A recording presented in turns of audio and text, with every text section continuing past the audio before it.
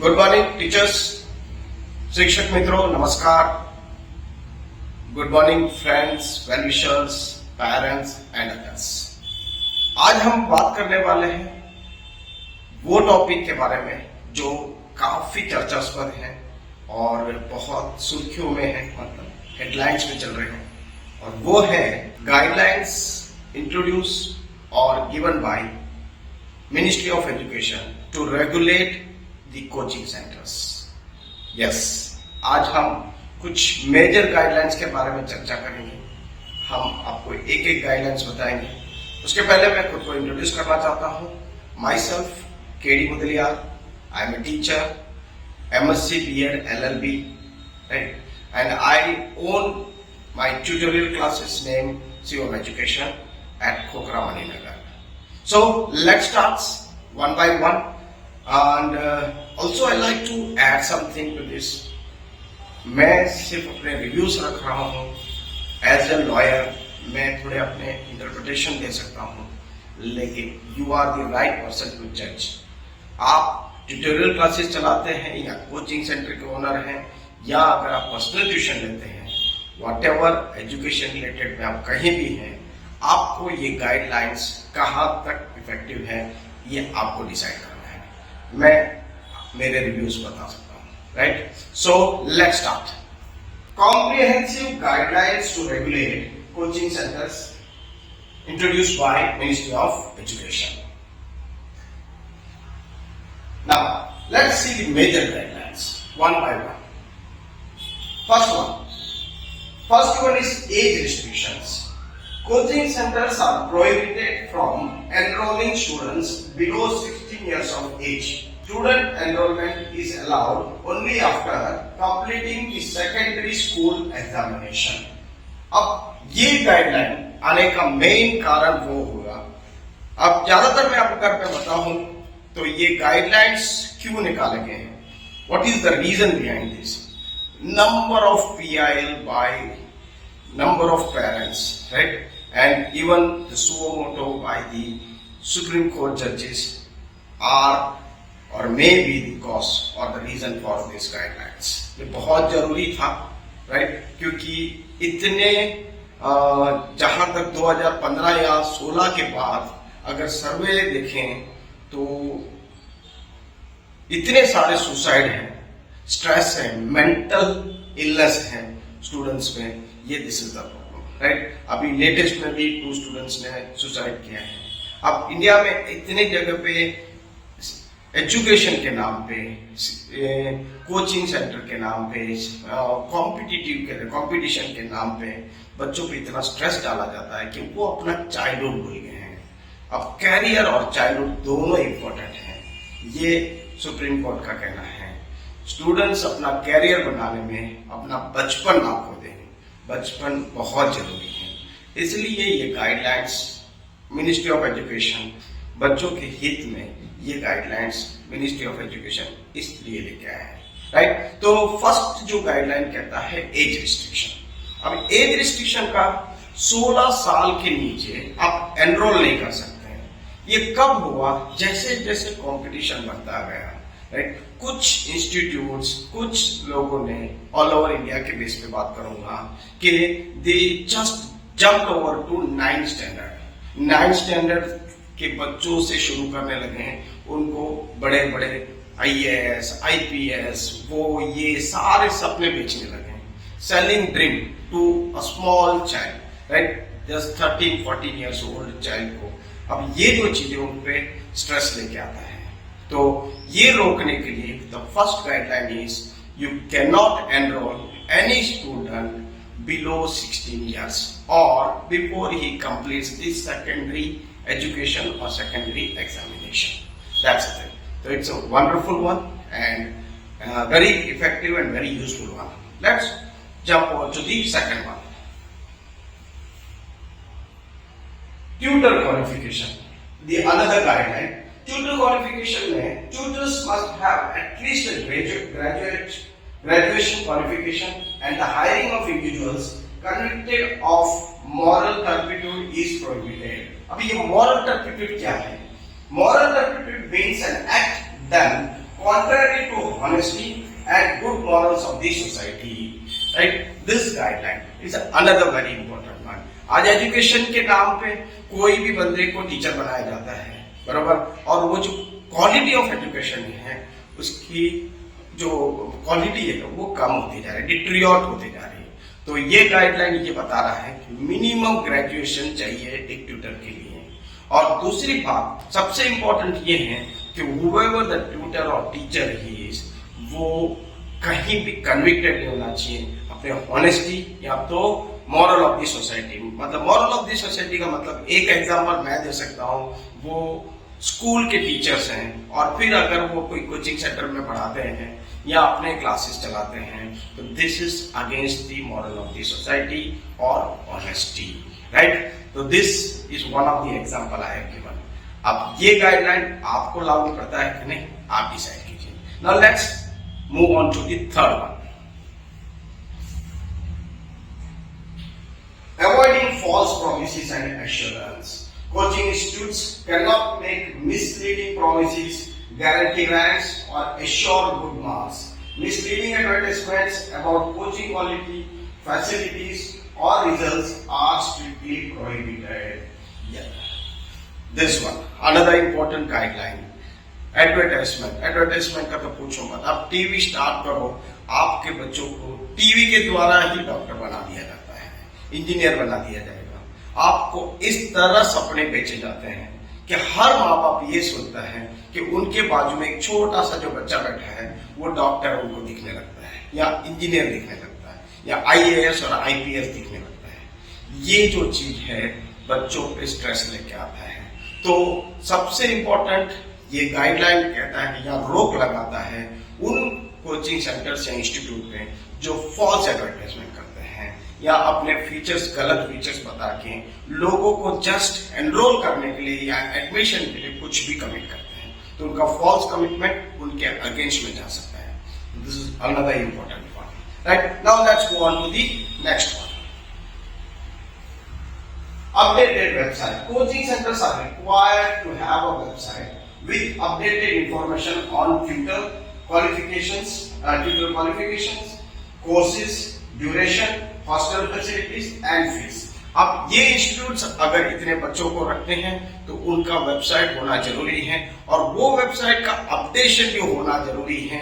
जब भी कोई नया ट्यूटर या टीचर ऐड किया गया है तो they have to update in the website. उन्होंने क्या क्या फीचर्स रखे हैं, किस तरह के कोर्सेज रखे हैं, उन्होंने बच्चों के मेंटल हेल्थ के लिए क्या किया है, कैसे क्या बोलते हैं मोटिवेशनल कुछ बताया हो या कुछ ऐसे वीडियोस रखे हैं, किस तरह बच्चों को बैलेंस किया जाता है पढ़ाई और हेल्थ, मेंटल हेल्थ के बीच में, ये सारी चीजों के वेबसाइट के थ्रू जानना जरूरी है। तो updation of website is also very important. अब इसमें और एक चीज भी ऐड करूंगा कि गाइडलाइन ये भी कहता है कि कोई भी बच्चे को बरोबर आप अर्ली मॉर्निंग में या लेट इवनिंग में नहीं बुला सकते हैं। बहुत सारे इंस्टीट्यूट्स हैं या इंडिया में बहुत सारे कोचिंग सेंटर्स हैं जहाँ सुबह 5 बजे 4 बजे ऐसे बुलाया जाता है, रात के 10 11 बजे तक पढ़ने के लिए जो प्रेशराइज किया जाता है, वो चीज को अवॉइड करने के लिए तो हर एक गाइडलाइन बच्चों के हित में बनाया गया है, बच्चों के मेंटल हेल्थ और फिजिकल हेल्थ को कंसिडर करके बनाया गया है। तो ये और एक फायदा भी है और सबसे इंपॉर्टेंट ये भी गाइडलाइन में किया गया है कि कोई भी कोचिंग सेंटर स्कूल के टाइम दौरान, मतलब स्कूल आवर्स जो होता है वो उन आवर्स में अपना कोचिंग क्लास नहीं चला सकते या कोचिंग इंस्टीट्यूट नहीं चला सकते। अब इससे ये फायदा होगा कि जो डमी स्कूल चल रहे हैं वो नहीं चलेंगे। तो ये बहुत ही एक अच्छा गाइडलाइन है जिससे डमी स्कूल पे एक रोक आ सकता है, एक रुकावट आ सकता है। So this is one of the very I will say best guideline और very helpful guideline for other tutorial classes also, right? Next, let's move to the next one. Mental well-being. In response to rising student suicides, the guidelines emphasize the need for coaching centers to prioritize mental well-being. This includes establishing a counseling system, providing information about psychologists and counselors, and training tutors in mental health issues. As I said earlier, जैसे मैंने starting में कहा था, career के साथ साथ उनका childhood नहीं चला जाना चाहिए। तो मेंटल वेलनेस बहुत इंपॉर्टेंट है। बच्चों का बचपना नहीं चला जाना चाहिए, बच्चों का चाइल्डहुडनेस नहीं चला जाना चाहिए, राइट। तो उनको इतना प्रेशराइज मत करो कि वो स्ट्रेसफुल हो जाए और उनका मेंटल हेल्थ से इलनेस में आ जाए। और बहुत सारे जो नंबर ऑफ सुसाइड्स जो हैं उनको सब कंसिडर करके इनको पे वो इनके नंबर्स मतलब इनको रोकने के लिए ये गाइडलाइंस की सख्त जरूरत है। तो किस तरह काउंसलिंग कर रहे हैं आप, कोचिंग इंस्टीट्यूट वाले कैसे काउंसलर्स आपको रखना जरूरी है, मेंटल वेलबींग के लिए क्या क्या करते हैं, जैसे कुछ गेम खिलाना, बरोबर, कुछ मोटिवेशनल वीडियोस बताना, उनको कैसे मेंटली हेल्थी रखें, ये बहुत इंपॉर्टेंट है। तो this guidelines is also one of the best guidelines as per me, right. तो now let's move to the another one, fee regulation. Tuition fees must be fair and reasonable, and refund should be provided on a pro rata basis. If a student leaves a course prematurely, fees ऐसा होना चाहिए कि सारे कोई भी बच्चा या कोई भी बच्चों का पेरेंट्स जो है बरोबर वो अफोर्ड कर सकते हैं। और दूसरी बात ये जो गाइडलाइन है कि ये कहना चाहता है right to education, right to choice. Yes, अगर एक बच्चा पढ़ने आता है और उसे ऐसा लगता है कि उसके अंडरस्टैंडिंग बरोबर नहीं हो रहा है या उसको ठीक नहीं लग रहा है, तो वो कभी भी आपका इंस्टीट्यूट छोड़ सकता है। और जिस दिन वो इंस्टीट्यूट छोड़ता है आपको pro rata basis, now what is pro rata basis, अगर if he is leaving your institute the mid of the course, right, half course हुआ या जितना भी आपका रेट प्रोपोर्शन के हिसाब से आपको उनको फीस वापस करना होगा। नॉट ओनली फीस, अगर आपने उनसे हॉस्टल फीस, लाइब्रेरी फीस, कुछ भी कोई भी फीस लिया होगा वो सारे फीस आपको प्रो रेटा बेसिस पे वापस करना होगा। Now let's go on to the next one, inclusive policies. Coaching institutes must refrain from discriminating based on religion, race, caste, sex, place of birth, or descent. Special efforts can be taken to increase the representation of female students, those with disabilities, and the marginalized group. Yes, studies में कभी भी कोई एक का discrimination नहीं होना चाहिए। तो ये गाइडलाइन वेरी क्लियरली बताता है कि आप किसी को भी कोई भी क्या बोलते हैं कास्ट वाइज, सेक्स वाइज या उनके स्टेटस वाइज, राइट, आप डिस्क्रिमिनेट करके उनको पढ़ाया नहीं जाएगा। every child has right to get education, right? So this is the thing. But at the same time, as जैसे हमारे मोदी जी चाहते हैं बेटी बचाओ बेटी पढ़ाओ, तो special effort should be taken care that female students को बढ़ावा दो, पढ़ाई के लिए बढ़ावा दो, उनको कुछ एक्स्ट्रा फैसिलिटीज दो सो दैट वो पढ़े और आगे बढ़े। और जो डिसेबिलिटीज वाले स्टूडेंट्स हैं उनके लिए आपको फैसिलिटीज करना होगा। This guidelines mentions that, right. Let's move to the next one, infrastructure standards. A minimum of 1 square meter per student during a class. Coaching center buildings must comply with fire safety codes, building safety codes, and other relevant standards. Buildings and surroundings must also be area friendly, following the provisions of the Rights of Persons with Disabilities Act 2016. Rights of persons with having disabilities of 2016 act ये बताता है कि जब भी आपके institutes, बड़े institutes हैं, वहां अगर कोई डिसेबिलिटी वाला स्टूडेंट आता है तो अगर वो व्हील चेयर पे है तो व्हील चेयर के लिए आपको वो रास्ता बनाना पड़ेगा, बराबर। तो उनके लिए जो फैसिलिटीज होनी चाहिए वो भी इम्पोर्टेंट है आपके कोचिंग सेंटर पे। इंफ्रास्ट्रक्चर वाइज अगर कहें तो 1 square metre for each student in a class. अब ये नॉर्मली अगर आप छोटे छोटे क्लासेस में देखोगे तो होता ही है, एक बेंच पे 2 बच्चे बैठते हैं, that is more than enough, क्योंकि बेंच जो होता है आप समझ सकते हैं 1 स्क्वायर मीटर हो सकता है। लेकिन ये गाइडलाइंस इसीलिए रखा गया है कि बहुत सारे पीआई ऐसे आए हैं जो छोटे छोटे खोलियों में क्लासेस चलाते हैं, एक बेंच पे 5-5 बच्चे ठूस के चलाया जाता है जस्ट फॉर द नेम से, कुछ बनाना है, कुछ इस तरह का प्रेशराइज किया जाता है।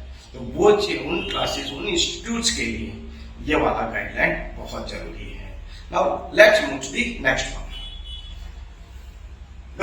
your side. The government proposes the registration of new and existing coaching centers within 3 months of the guidelines taking effect. State governments are tasked with monitoring coaching centers, activities and ensuring compliance with the registration eligibility. Now, registration, ये another very important point they have come with. Registration, कोई भी institute कहीं भी कोई भी गली में चला दे, ये नहीं हो सकता है. गवर्नमेंट को पता होना चाहिए कि कौन सा बच्चा कहाँ पढ़ रहा है, कौन से इंस्टीट्यूट में पढ़ रहा है, किस ट्यूटर के अंडर में पढ़ रहा है, किस क्वालिफाइड टीचर के अंडर में है, वो ट्यूटर सही है कि नहीं, उसके मॉरल सही है कि नहीं, हर चीज का पता होना चाहिए, so that the students are safe, their wellness is considered. So this is how the government has come up with this guideline, right? So as per my review, ये guideline बहुत जरूरी है कि कोई भी कहीं भी 4 बेंचेस रखा और 10 बेंचेस रखे, खोली लिया, एक शॉप लिया और इंस्टीट्यूट चालू कर दिया, सपना बेचना चालू कर दिया, ऐसा नहीं होना चाहिए. This is the thing. So किस तरह रजिस्ट्रेशन करना है वो एक प्रोसेस है और सेंट्रल गवर्नमेंट से या मिनिस्ट्री ऑफ एजुकेशन से ईच एंड एवरी स्टेट को ये आदेश दिया गया कि आप मॉनिटर करो हर एक इंस्टीट्यूट पे कि whether they are complying all this guidelines और नॉट, राइट. अगर नहीं करते हैं तो क्या होगा? Penalties, right? In case of the violation of any of the terms and conditions of the registration or general conditions, the coaching center shall be liable for the penalties of 25,000 for first offence. पहली गलती अगर पकड़ी जाती है तो 25,000. Second time अगर पकड़े जाते हैं 1,00,000 और अगर थर्ड टाइम भी वो नहीं मान रहे तो उनका जो रजिस्ट्रेशन है इंस्टीट्यूट का वो रद्द किया जाएगा या कैंसिल किया जाएगा. So this is the thing. अब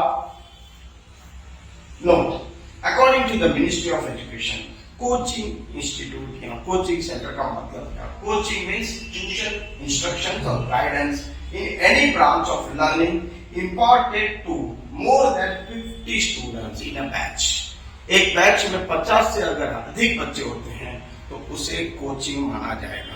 वो चाहे ट्यूशन हो या कोई सेंटर हो या एजुकेशन प्लस हो, इंस्टीट्यूट हो, कुछ भी कह दीजिए, लेकिन एक बैच में अगर मिनिमम 50 है और तो that is will be considered under coaching centre, right. And but who all are excepted? That this does not include counselling centres, sports, dance, theatre and other creative activities को इसमें include नहीं किया गया है.